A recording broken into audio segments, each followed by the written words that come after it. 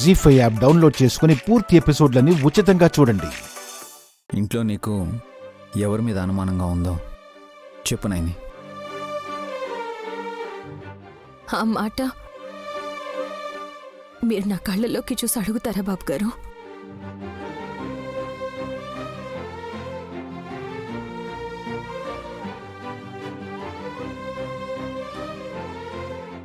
మీకు ఆకలేస్తే అన్నం ముద్ద పెట్టేదాన్ని, ఆవేశం వస్తే నా భర్త వెంటనే పసిపిల్లాళ్ళ మారిపోవాలని ముద్దు పెట్టేదాన్ని.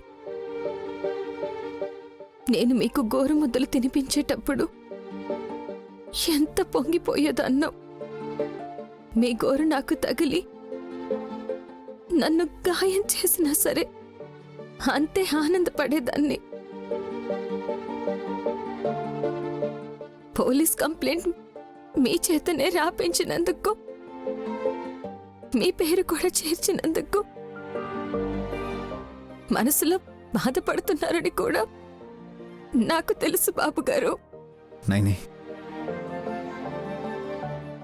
నీకు అన్యాయం చేసిన వాళ్ళ పేర్లలో నా పేరుంటే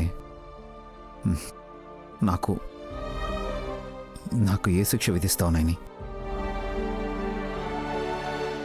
శిక్షను మించిన ప్రశ్నలు వేస్తాను.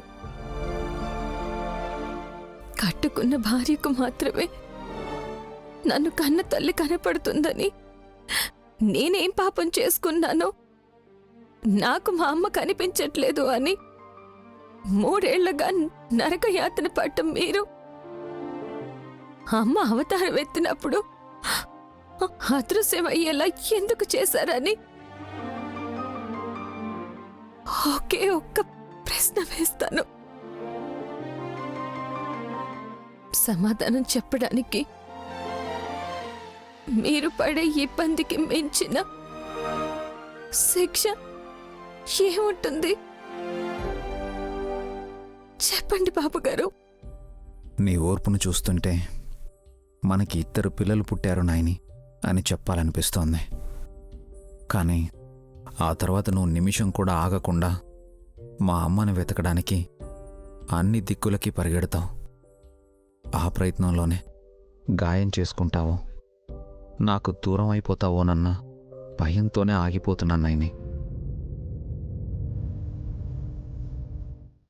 నా మీద కోపం వస్తుందా బాబు గారు?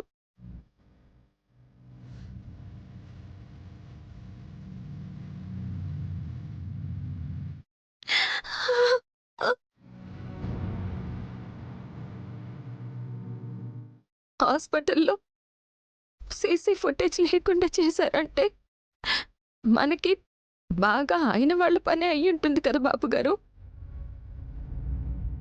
పోలీస్ అన్న ఫోన్ చేశాక నా బిడ్డని నాకు దూరం చెయ్యాలన్న ఆలోచన వచ్చిన వాళ్ళని, అమలు చేసిన వాళ్ళని ఏం చేసినా పాపం కాదనిపిస్తుంది. మరి పురిట్లో ప్రాణం పోయిన బిడ్డ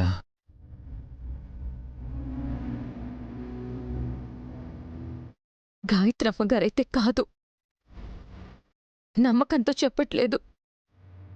నాకు నమ్మకం లేదు కాబట్టి చెప్తున్నాను.